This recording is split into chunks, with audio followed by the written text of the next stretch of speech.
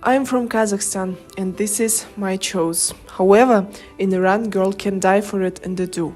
Every year, Iranian police detain 19,000 people, but 90% of them are women. Violence include ignoring the dress code or walking with a man. Girls are married at the age of 13, and women who appear without a hijab, not only in the street, but also on social networks, are punished with imprisonment. Islamic feminism is a movement of Muslim women who are trying to end the traditional gender inequality and the patriarchal foundations of the Islamic world by offering their own, non-traditional interpretation of the Koran and the Sunnah. Thus, they want to change the stereotypes inherent in Muslim society regarding the rights and the positions of women in the family and the society. Today, we are going to talk about the phenomenon of Islamic feminism in Iran.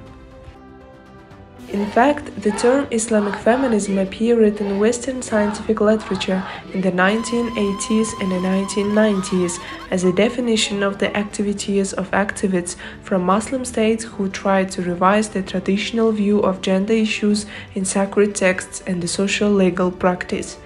These educated women, mostly born in Muslim countries and educated in the West, acted based on the principles of ijtihad, rational judgment. So I heard that women are cutting their hair. This is one of the things that I can do. I'm a public figure and there are so many people who follows me.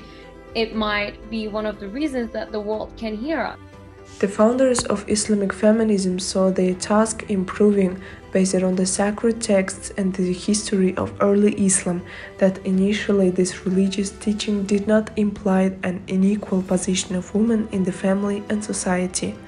In this regard, the Islamic Republic of Iran is a country where, under the pressure of public opinion and as a result of the purposeful activities of activists, the Sharia legislation adopted after the Islamic Revolution is being modified, the approach to the role of women in the family and the attitude to their participation in political and public life, the position in the family are changing.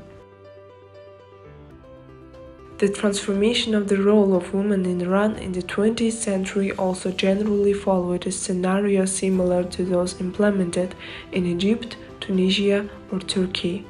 The seclusion of women prescribed by Sharia, their social isolation and idleness could only afford the aristocrats and the rich.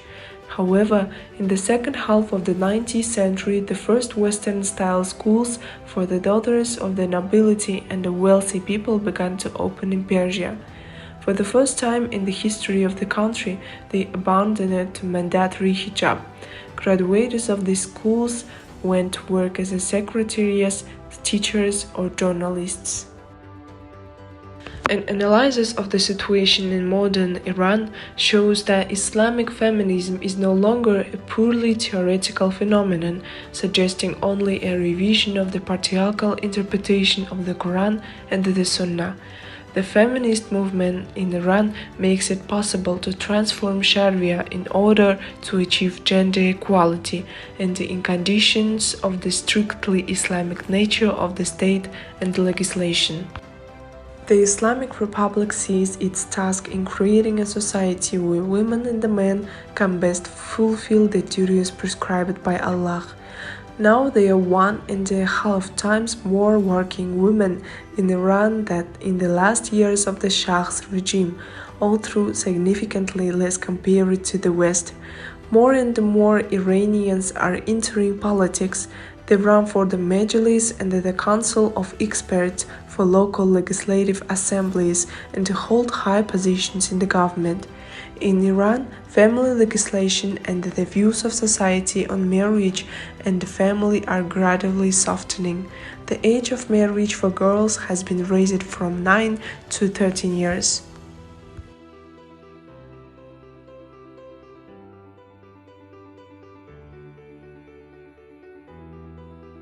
According to current trends, gender asymmetry in the country will continue in the near future. However, the positive result of the efforts of women's movements in Iran is obvious. The country is moving very slowly but confidently towards raising the status of women and recognizing their freedoms.